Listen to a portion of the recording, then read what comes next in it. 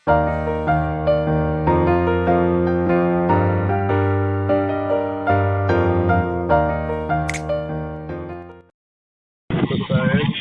साहिब जी, हाँ जी बोलिए। ये आपके चैनल को देखते हैं हम सर, नितिन दास साहिब जी का।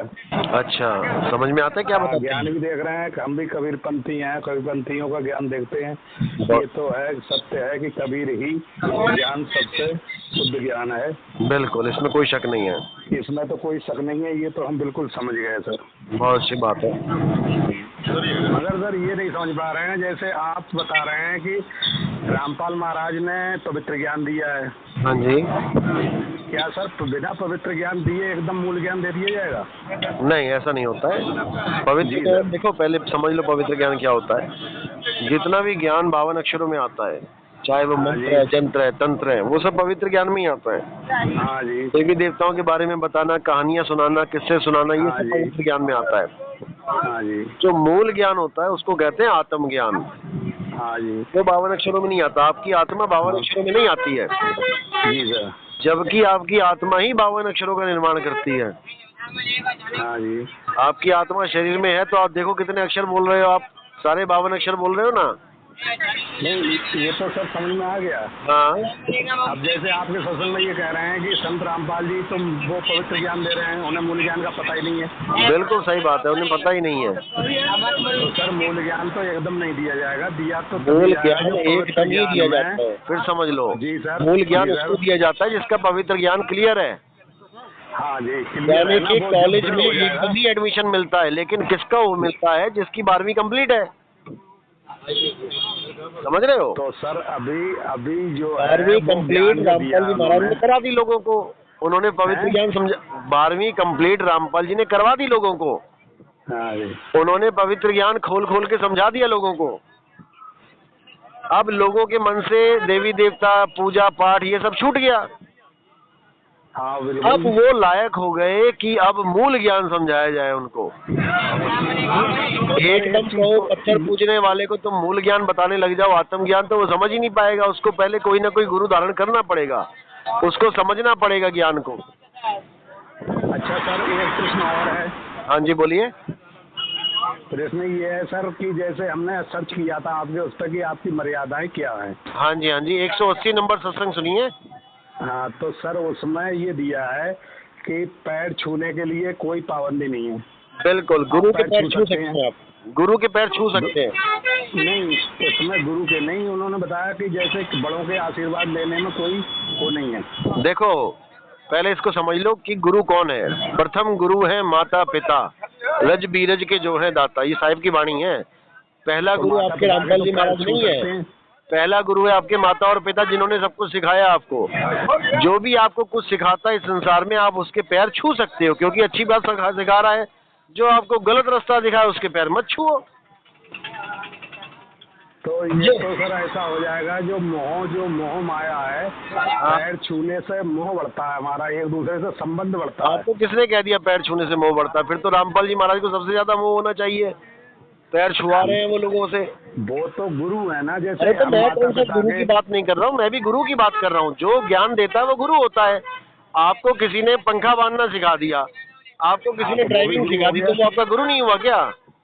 तो उसके पैर तो छू सकते हैं फिर? आप बिल्कुल छू सकते हैं। गुरु के पैर मैंने कहा ही नहीं छुओ। मैं बता तो रहा हूँ, पहले गुरु कौन है? माता और पिता है गुरु, रज बीरज के जो है दाता। कबीर साहब की वाणी है, काट के दिखाए इसको। नहीं तो सर ऐसा है, जैसे पैर तो फिर सभी के, जैसे आजकल गुरु सभी हम तो वही मैं कह रहा हूँ। ये आप देखो कि किसके पैर कौन छुआने लायक है, कौन नहीं। सबके थोड़ी नहीं छूने। कोई अंडा मुर्गी खा के आ गया, उसके पैर छुओगे क्या? कोई बलात्कार करके आ गया, कोई कत्ल करके आ गया, उसके पैर छुओगे क्या? वो आप परखो कि कौन पैर छुआने लायक है। समझे? ये सर ऐसा है कि सबसे पहले प्रथम संत रामपाल जी ने ये गूढ़ रहस्य खोला है। ऐसा कुछ नहीं है भाई। मदन साहिब के पंथ में सुनो, रामपाल जी महाराज के दादाजी भी पैदा नहीं हुए थे जब से मदन पंथ में ये सारी बातें हैं। समझ रहे हो? लेकिन गरीबी के कारण, कैसे ना होने के कारण, ना कभी टीवी पे आ पाए, ना कभी कहीं किसी से कुछ बता पाए।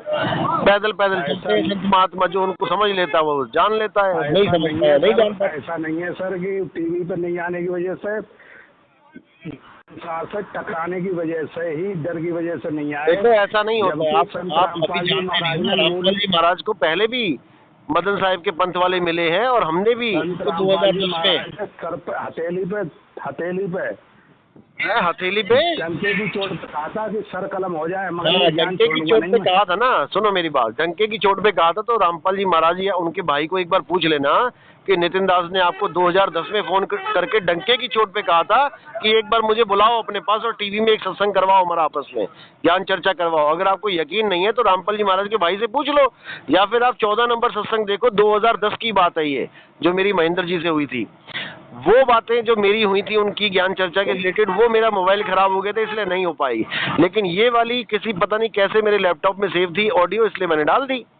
आप रामपाल जी से पूछो, क्या 2010 में नितिन दास ने नहीं बोला था कि ज्ञान चर्चा करेंगे? अच्छा, यहाँ सर, तक कि तीसरा नहीं, सुनो, वो ठीक है सर, रामपाल जो जी भी है, महाराज हम से खैर सुनो सुनो, आपके उससे नाराज नहीं है, आपके सत्संग सुन रहे हैं, हमें कोई परेशानी नहीं नहीं, है। हम नाराजगी की बात भी नहीं कर रहा हूँ मैं, तो आपकी जो इन्फॉर्मेशन है ना उसको मैं दुरुस्त कर रहा हूँ, जो आपको नहीं पता है ना मैं उसको सुधार कर रहा हूँ। और है सर, हाँ जी बोलो ना, कि जैसे इसमें दिखाया कबीर बाड़ी में कि दुर्गा, ब्रह्मा, विष्णु, शिव जी हैं, वो ब्रह्म के पुत्र हैं, काल के।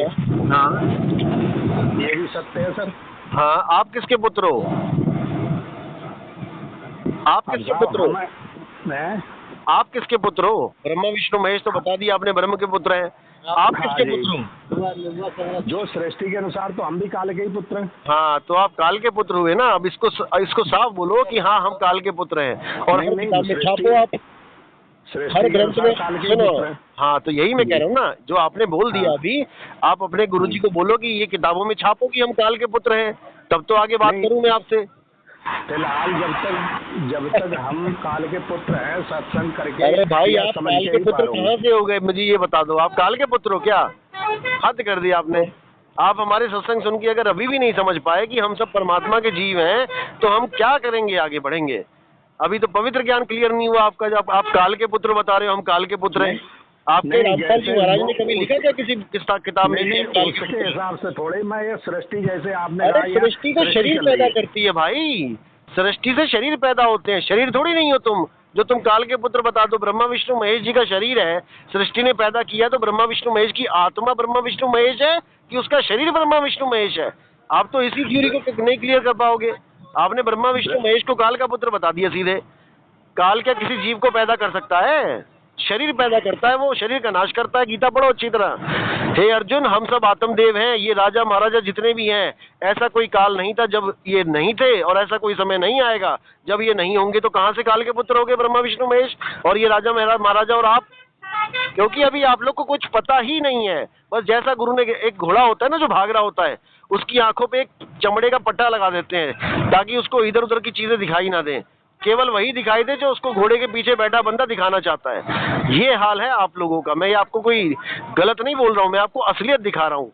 इस चश्मे को उतार दो, उसके बाद हमारे सत्संग सुनो, फिर आपको आटे दाल का भाव पता लगेगा क्या है, और जमीन आसमान का फर्क पता लगेगा क्या है।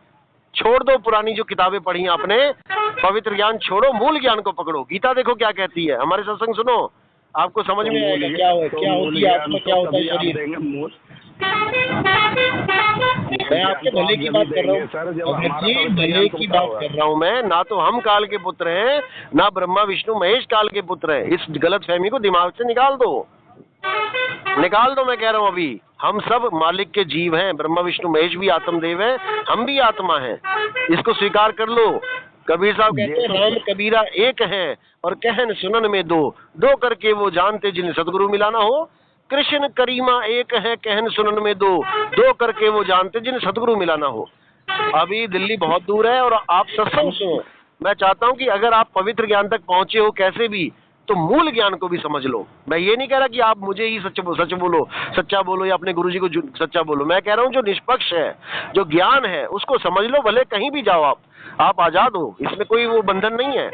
लेकिन जो सत्संग सुनो, गहराई से सुनो, ठीक है, अच्छी तरह सुनो।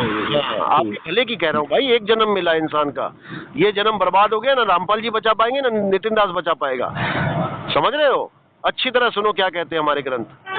सतनाम साई बंदगी।